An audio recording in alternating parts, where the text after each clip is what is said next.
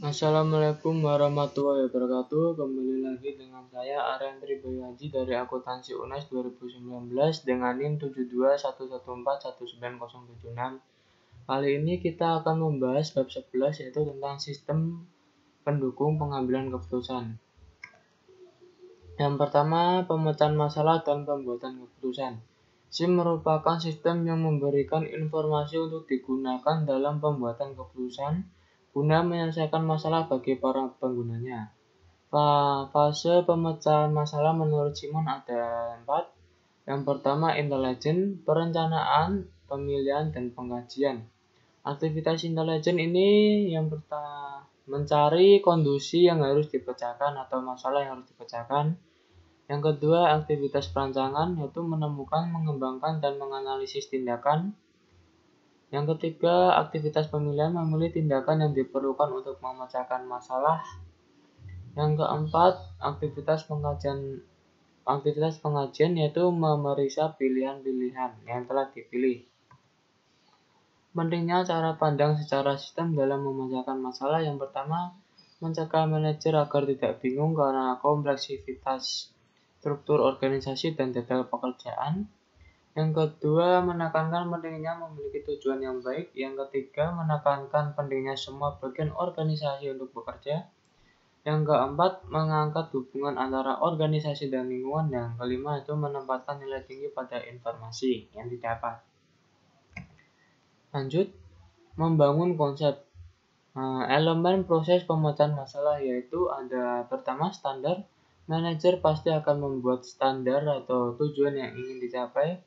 Namun manajer juga memiliki sebuah informasi yang menggambarkan situasi saat ini. Nah, perbedaan antara situasi yang diinginkan dengan situasi saat inilah yang bisa menyebabkan timbulnya masalah. Masalah timbul maka akan dibuat sebuah alternatif solusi. Alternatif solusi dibuat dengan batasan-batasan tertentu sesuai kebutuhan. Nah, alternatif solusi ini nantinya akan dipilih salah satu atau beberapa alternatif dan lalu dipilih sebuah solusi yang akan digunakan untuk memecahkan masalah itu. Lanjut, memilih solusi terbaik. Ada 3 pendekatan menurut Harry Metzger. Yang pertama analisis, yang kedua penilaian, yang ketiga penawaran. Analisis itu evaluasi terhadap pilihan-pilihan secara otomatis dengan mempertimbangkan konsekuensi pilihan tersebut pada tujuan. Penilaian, proses pemikiran yang dilakukan oleh seorang manajer, dan penawaran yaitu negosiasi antara para manajer. Lanjut, permasalahan atau masalah versus gejala. Gejala merupakan kondisi yang timbul akibat adanya masalah seperti ketika ada pengangguran, itu merupakan gejala, sedangkan masalah aslinya yaitu hilangnya lapangan pekerjaan.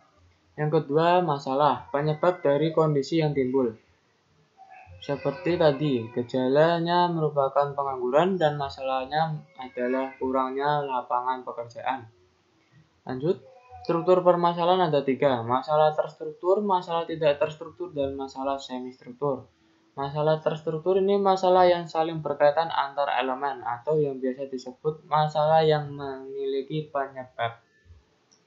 Sedangkan masalah tidak terstruktur, masalah yang tidak ada keterkaitan atau hubungan antar elemen. Seperti ketika kita disuruh memilih sebuah warna favorit kita. Nah, itu kan tidak ada penyebabnya atau tidak ada latar belakang tentang mengapa kita menyukai warna tersebut. Yang ketiga, memilih masalah semi struktur, yaitu masalah yang kadang ada keterkaitan antar elemen dan kadang tidak memiliki keterkaitan antar elemen. Lanjut, jenis keputusan ada 2, keputusan terprogram dan keputusan tidak terprogram. Keputusan terprogram yaitu keputusan yang bersifat repetitif dan baru dalam prosedur tertentu digunakan untuk menanganinya sehingga keputusan tersebut tidak dianggap baru. Jadi cara gampangnya itu keputusan terprogram merupakan keputusan yang diambil setiap step dan itu setiap keputusan itu saling berkaitan.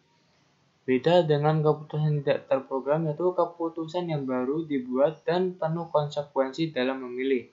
Jadi ketika kita memilih keputusan tidak terprogram, maka kita harus memikirkan dampak yang akan datang. Karena keputusan itu merupakan satu keputusan yang mutlak. Sistem pendukung pengambilan keputusan merupakan sebuah sistem yang membantu manajer dalam mengambil keputusan. Ada 3 grade dalam membedakan tingkat pengendalian masalah. Yang pertama, perencanaan strategis. Yang kedua, pengendalian manajemen. Yang ketiga adalah pengendalian operasional.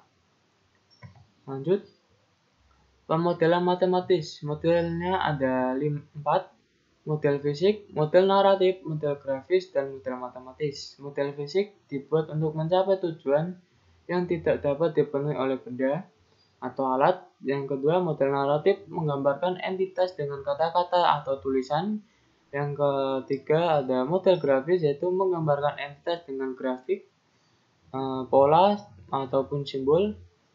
Yang keempat adalah model matematis, yaitu persamaan matematis yang digunakan dalam proses bisnis atau pemecahan masalah dalam bisnis.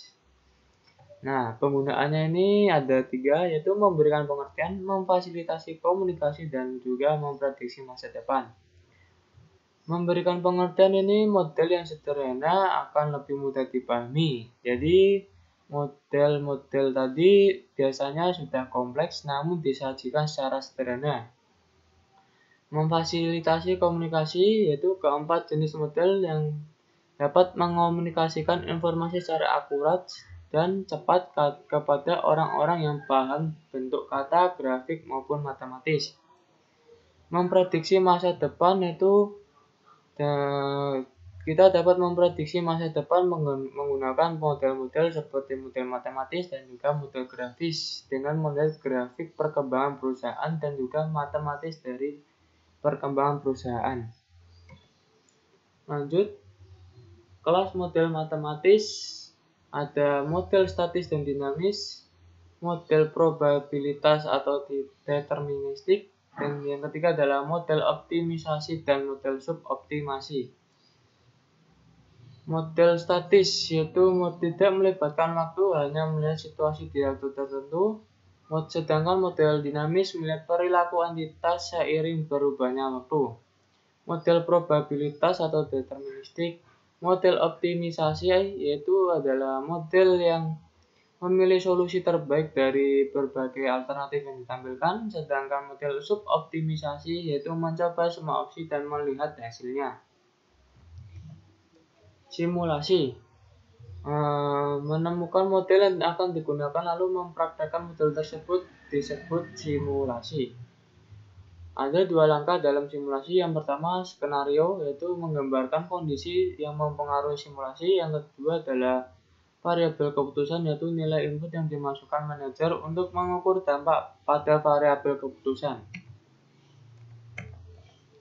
Kelebihan pemodelan yang pertama, proses pemodelan dapat menjadi pengalaman belajar. Yang kedua, kecepatan proses simulasi dapat memungkinkan sejumlah besar alternatif yang dapat dipertimbangkan.